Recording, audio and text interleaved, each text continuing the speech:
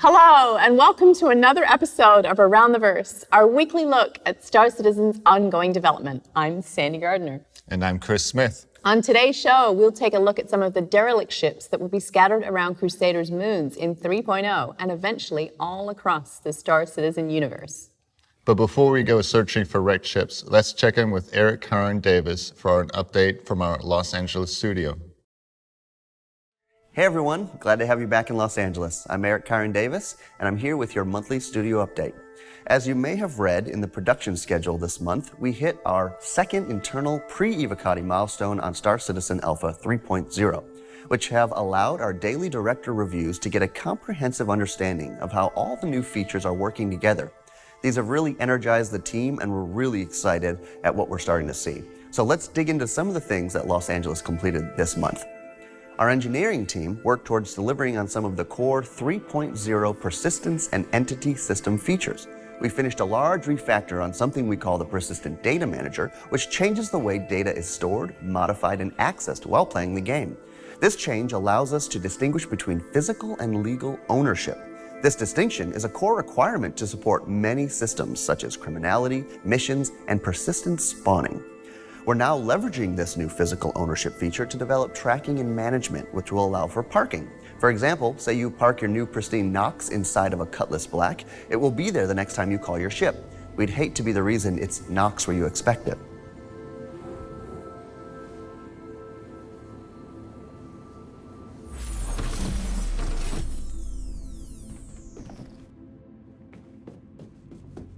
Speaking of gameplay, we've been hard at work on the cargo to shopping experience. So whether you gain that cargo through a mission, exploring derelict wreckage, or just outgunning a fast-moving hauler, we want to feel seamless and satisfying. So our engineers have been working on the placement of cargo crates into your ship's cargo grid, cargo debris generation on a ship explosion, and migrating lifetime policy into game rules, which is how we're going to make sure this information stays attached to you.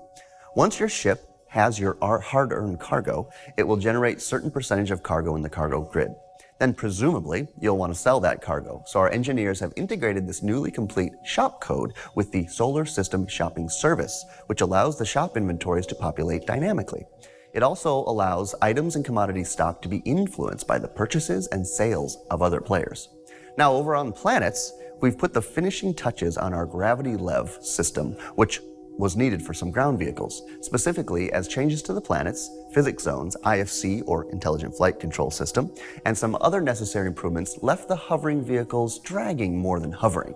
So our new GravLev system is an improvement over the original system in many important ways. So your future hovering adventures are going to be just getting better and better. Now over on the tech content team, they've had quite a productive month. You may have seen examples of our mission giver, Miles Eckhart, and meeting him in a bar is no coincidence. He tends to be at his best when he's got a couple drinks in him, so we wanted to make sure his cup was always full and moving.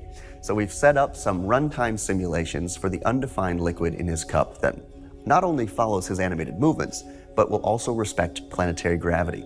This is a great first step in a more liquid-filled world, and to ensure that they react as expected, we've used one of our first active mission giver's cup as the first implementation, which you'll see in 3.0. Now we're going to let you decide if Miles' cup is half full or half empty. Another exciting simulation to keep bringing Star Citizen alive is the Springy landing gear technology we've now introduced to many ships.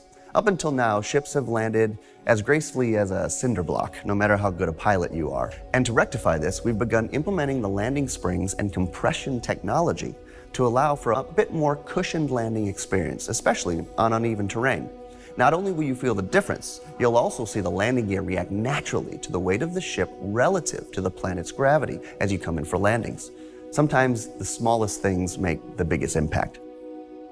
Now, as we've talked about before, our tech content team supports every pipeline across all the studios, and they've made progress on improving several tools to help everyone speed things up and be a bit more efficient, including usable requests, Maya loadouts, vertex reorder, character requests, playbrass, and so on.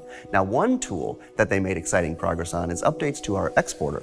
We've now taken the latest Lumberyard updates and bug fixes and incorporated some of our own to the exporter UI. This means that anyone working within the Maya pipeline benefits from these fixes and improves their overall workflow. Now, our QA team has been focused upon the now completed conversion of all ships to Item 2.0 and testing new other features for 3.0, such as the updated quantum travel system, new planetary missions, and the new Moby-Glass functionality. They also supported the global team with various test requests as new features continue to come online. Now, since our last update, another ship has entered production. The Anvil Hurricane is now in the white box phase of the pipeline, and we've already completed temp exterior and interior lighting, proxy animations, temp interactive cockpit control layout, and set up almost final hierarchy of the ship, temp proxies, and the ship is now set up for the initial breakpoint damage. The enter and exit and seated templates for the turret and the pilot seat are also set up, and we've also got all the ship item breakouts complete. Now, during this phase, the main reason we set up temp stuff is to make sure all of the parts of the ship that we are aiming to build are all functioning as intended. For example, a temp animation doesn't articulate exactly as it will in the final, but allows us to see where we may need to adjust it in the final asset, as well as the temp lighting is, so we know exactly where to build the lighting fixtures. Now, this is all done to set a plan of action to allow for the production of the final assets to go faster and smoother. It also allows the entire ship team to have a clear vision of the plan for the ship. We're really excited to see this ship take the verse by storm. And finally, our character team is in full force, knocking out a vast amount of new high-quality work for both Squadron 42 and Star Citizen. In production, we've moved more bridge officer uniforms from concepts into the high poly phase, and they're making rapid progress. Our newest combat pilot flight suit for Shubin is also going through the high poly phase and moving into in-game modeling and texturing in the near future. Another combat flight suit that will be used by some of our outlaws is in the high poly phase, then we'll move into in-game modeling and also into texturing.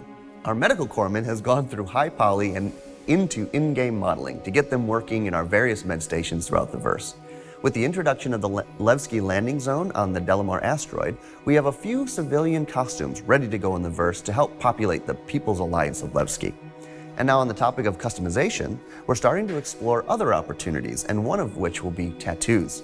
While I may not have any in real life, I may be rocking a sleeve like our character art director Josh Herman in the verse. We've also made a lot of progress on several concepts, like the new shipjacker concept. You may want us to keep this one in concept, because once he's in game, we can't take it back. Speaking of healing in battle, we've made solid progress on battle damage versions of our costumes for our NPCs to help you understand how or why someone passed away in the verse. And lastly, we're establishing the look of the new Moby-Glass. As you know, Moby-Glass is quite a difficult asset as it has to exist constantly on the player while also being grounded in the future world. While a lot of games get away with obvious HUD projections or holographic displays, our Moby-Glass has to come from a piece that's physically placed on the character, which means it needs to be present on a naked wrist, a wrist with long sleeves, a wrist with jackets, and then to add complexity, it needs to also fit on undersuits and armor. With this in mind, and are really excited by the prospects of this new piece. And that's it for us here in Los Angeles. Thanks for watching, and thank you to all of our subscribers for providing the support that allows us to give you this in-depth look at the nitty-gritty. Have an amazing weekend, and LA out. Lots of impressive work being done by the character team. Yeah, the team is killing it. A lot of effort and detail goes into each character to make sure that players can get a sense of personality just by looking at them. As part of the push for 3.0, our team of vehicle artists have been creating a look and feel for all the destroyed vehicles that will be scattered on the moons of Crusader. The team tackled a number of issues besides making sure the wrecks don't all look the same. For one, they had to figure out a way to place them on uneven ground. For more details, let's check in with the team to see what went into making those wrecks look so good.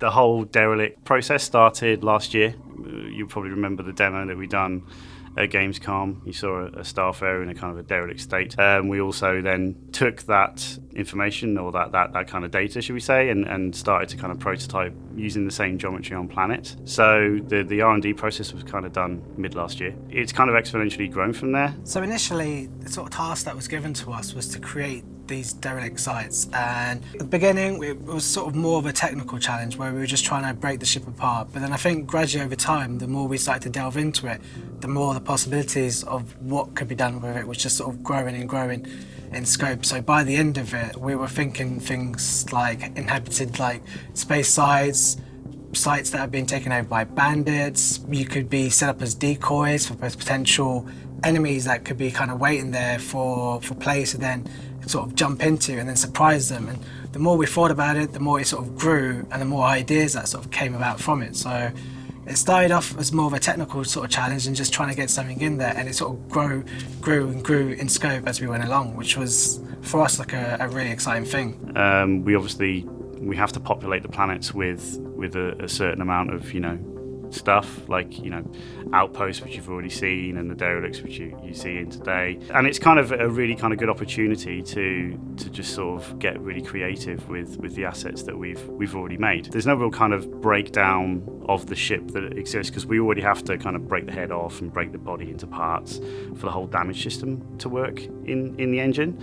So it's about taking that geometry with its interiors, obviously, and getting really creative with it, and kind of scattering these things on planets. So you'll come across several different scenarios of derelicts. So we wanted to kind of get down to a key of like how long something has been on a planet, and that obviously dictates how it's aged over time, and potentially how it's aged. So if you come across something in a desert, it's generally quite a very kind of dry erosion kind of type that you see on metal.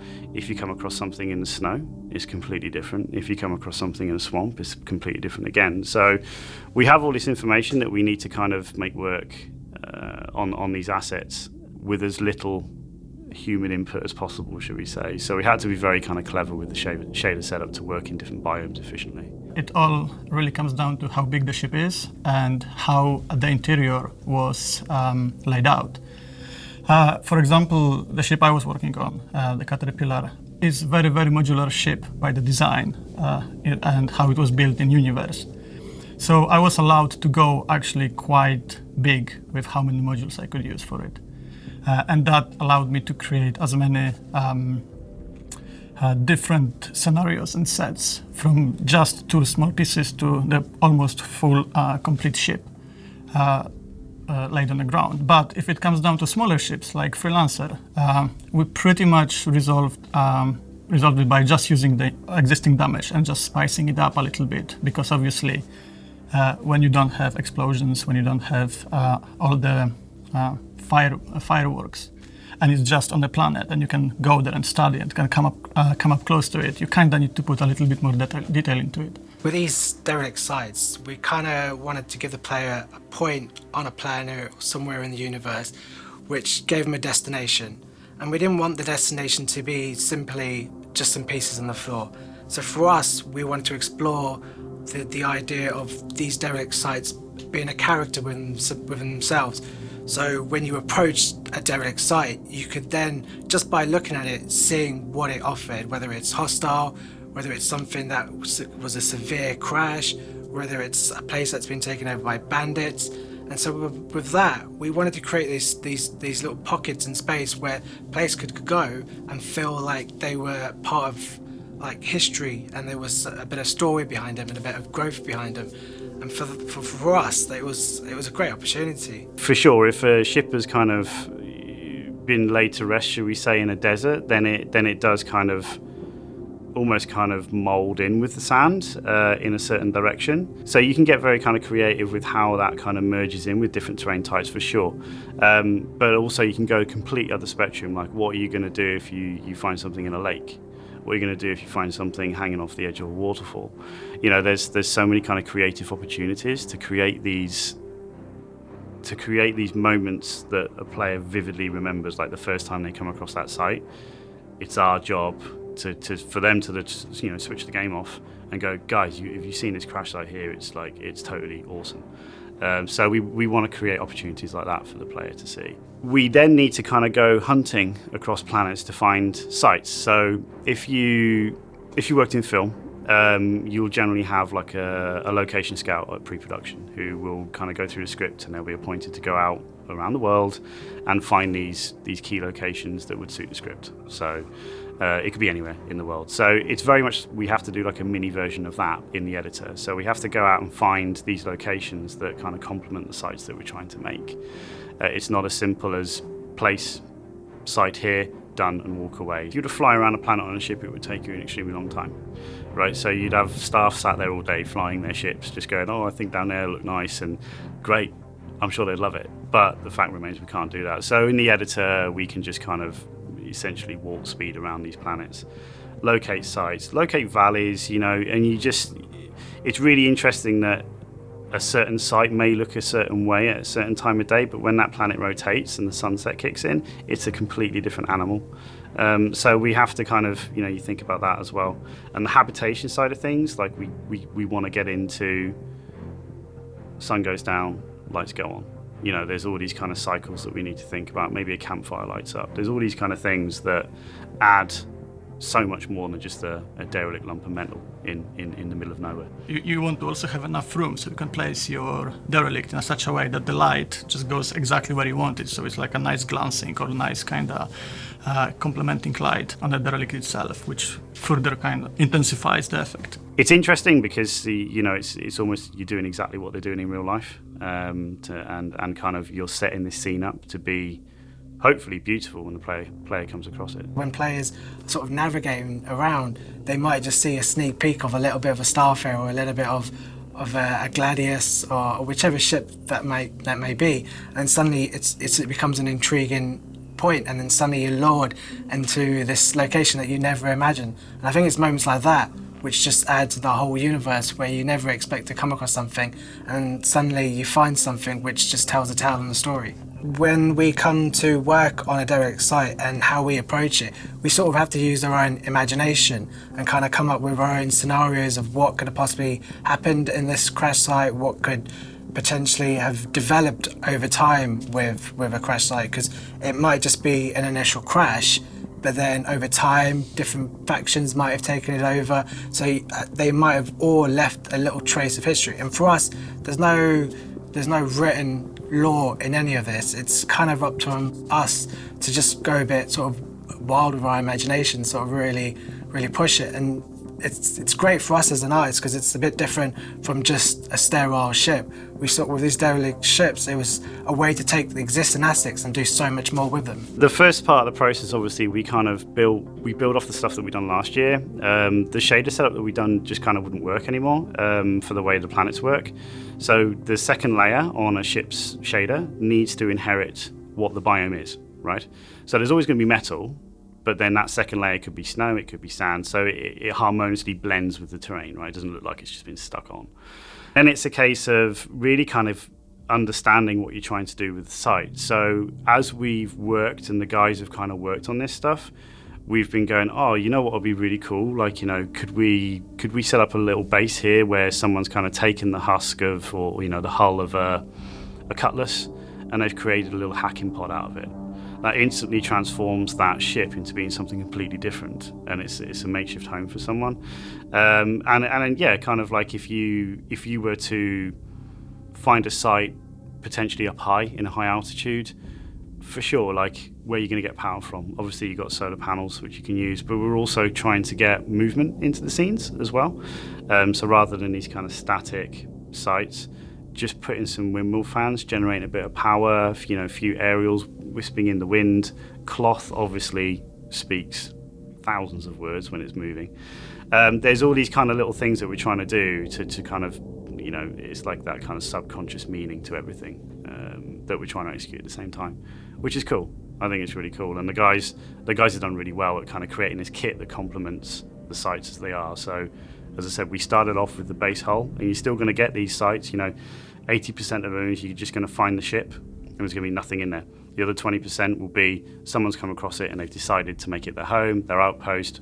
Maybe it's a smuggler's den. There's all these kind of archetypes that you can kind of tap into to get really creative. Quite a big technical limitation that we had to always keep in mind was that the derelicts, we're not going on a planet and we're not going there and just create it piece by piece like we would a bespoke city or a bespoke location. They have to kind of work wherever future artist or a future designer would want to place them. So we had to always keep in mind that the ground it's going to be placed on, it can be flat or it can be fairly distorted, which was a big challenge in of itself to find out that balance between how granular it has to be so it can conform to the more kind of difficult terrain and how detailed we can make it while keeping those limitations in mind. Our technical artist made a special tech, piece of tech for us that basically is able to track an area that we selected for all the deformities and all the how the ground is actually, how it looks. And it can sample all the areas where we want different pieces to be at, and it will place it exactly, so it's bedded exactly how it should be. And we don't have to do anything. We actually build our derelicts on a flat surface. Everything else is done by an amazing tech done by our technical artists. Once we got all our pieces together, we started having a bit of fun with putting these wreck sites together. We looked a lot at reference once again just to see what happened when, say for example, when an airliner has a crash, how it burns, how the different components break and lay on the ground. So we looked at the reference, we assembled our pieces in a separate level. That way we had a bit more control over where everything went and we could figure out exactly where things were going to go. And then it was just a case of packaging that together, exporting it onto the planet, and then essentially figuring out how it aligned with the planet. Just going from there, really. Just a lot of iteration and a lot of back and forth, but it was necessary to get the result we wanted. There's the whole kind of design side of things. So these they're not just there for show. Design obviously have an input in what goes in them. You know, are they a mission waypoint? And then you know, once other systems start coming online, of course, like you may come across a site and it may be massively hostile. You know, and what intrigues me, and I kind of think I touched on it last year in an interview I'd done with Jared, he was talking to me about like, you know, what were you thinking? And I'm just like, well, I think in multiplayer map mode. So I'm just like, okay, there's a Starfarer here. There's kind of a map in itself, but now I've got the luxury of kind of spreading that map around a kilometre square if I need to. But then you create these things of high risk and high reward. So there may be kind of like one turret that's working, right? You capture that turret, you all of a sudden become like a game objective in yourself. So it's just like I say, you just look for opportunities with this. We're creating the ultimate sandbox basically. So you look for opportunities to make the most of that. I was responsible for breaking apart the Caterpillar, which is that big transport ship that can have a custom length, which was quite a difficult challenge on its own, because if you look at the Starfarer, for example, every Starfarer looks exactly the same. Caterpillar can have 2 cargo modules or can have 15 of them, the way it was built. So I had to kind of, either I or any artist in the future that will be working on this ship and creating new scenarios can build pretty much whatever he wants, and however, and is not restricted by just doing like a 5-module one. So myself, I was put in charge of the Starfarer, which was probably one of the more easier one of the ships, purely with the fact that it was kind of confined to just a few elements in terms of the ship overall, where some ships, there were many parts and many different combinations, such as the Caterpillar. The Starfarer itself was just essentially 5 pieces, which I sort of had to work on the materials so that they blended with the correct planet. But for me, it was quite fun to do because of the scale of it. As soon as you place it on a planet, it just adds so much scope to wherever you are, and with the interior, you've got a vast sort of structure, which makes sense as a ship. But then, as soon as you make it a derelict site, you've got a lot of opportunities to sort of take that interior and do like quite a vast range of things with it, in terms of making it like either housing or like some sort of security den where there's some hidden like scavenge or like loot within. I think what's really interesting is when you have these wreck sites on the ground, they're transformed in terms of their character. I think it's quite eerie actually. Looking at something, say for example the Constellation, you know, it's quite a sleek, modern, you know, advanced piece of technology. It's flying around, it's great, and then it's growing, you know, crashes on the ground and it's nothing. You know, it's just a shell, it's a husk. But what we really tried to get into the character of the wreck sites is just how varied they are. You know, they could be, for example, have people lived in them, have creatures lived in them, how exactly did it crash, what caused it to happen. There are little things we can add to these crash sites which give them a lot of character and a lot of depth, and I think that's what's been really fun for me, just seeing if the players can figure out exactly, you know, what happened. even if it may not necessarily be a mission objective, having that interest, I think, certainly helps build the universe.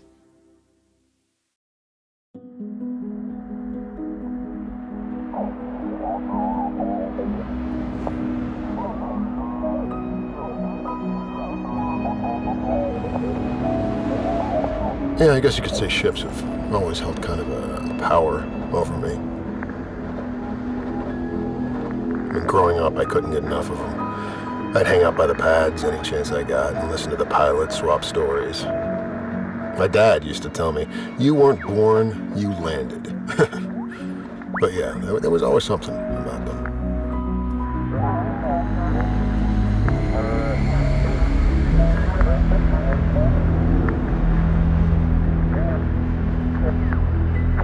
These aren't graveyards to me. No, they're a testament of life. Think about all the lives that touched this one ship before it got to this place. It's crazy, right? And there are a few things in this universe that have that kind of power.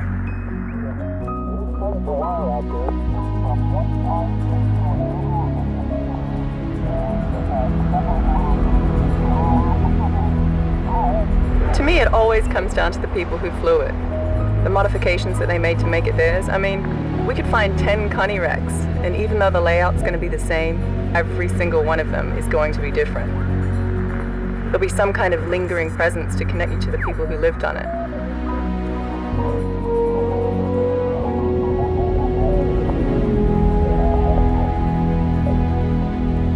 When I look at a ship, I see a person. Now, I know when people find these wrecks, all they see are mounds of scrap or a payday or whatever, but to me, maybe it was just growing up on a dusty rock, but a ship was freedom. There was limitless possibility.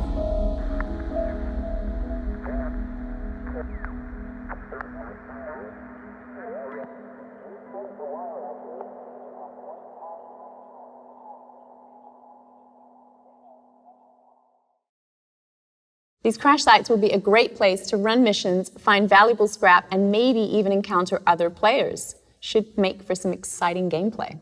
Absolutely. Just be careful not to get so caught up in exploring in one of them that you don't notice another player sneaking up on you. And that's all for today's episode. A big thanks to all the subscribers for supporting our shows. And be sure to tune in tomorrow at 11 a.m. Pacific to catch Happy Hour Friday. This week, Will Maiden and Gareth Bourne will be talking cargo and other game systems for 3.0 and beyond. Finally, a quick message to all of our backers. You guys are awesome. None of this could happen without your continued interest and support. So thank you for letting us build this truly unique game. And until next week, we will see you around the verse. I don't know what you were doing. I've never done that before. And by the way, you may come across a site that we've not spoken about. There's only one of them in the verse, and if you find it, you're in for a pretty big surprise. Yes, there is. Hopefully, touch wood. I've been very adamant about it, and I'm 100% confident it will come through. But we have to do derelicts for every ship in the game, right? So it's actually part of the ship pipeline now. So once we've finished creating the ship, so it goes through the stages of white box, grey box, concepts, white box, grey box, production, texturing, optimization, damage, derelict. So that's the other leg of all this now. So we have to do that with every ship in the game. So we've got quite a big backlog to do. We've done 4 already.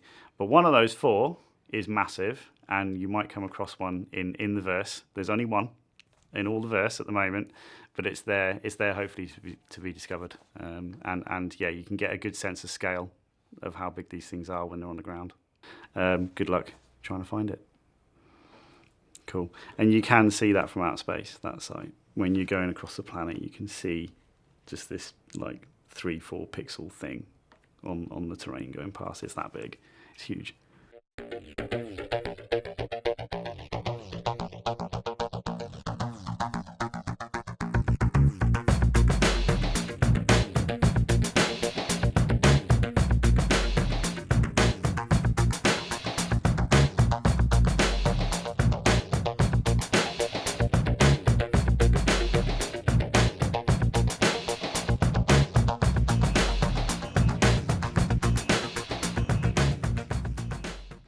you for watching. So if you want to keep up with the latest and greatest in Star Citizen and Squadron 42's development, please follow us on our social media channels.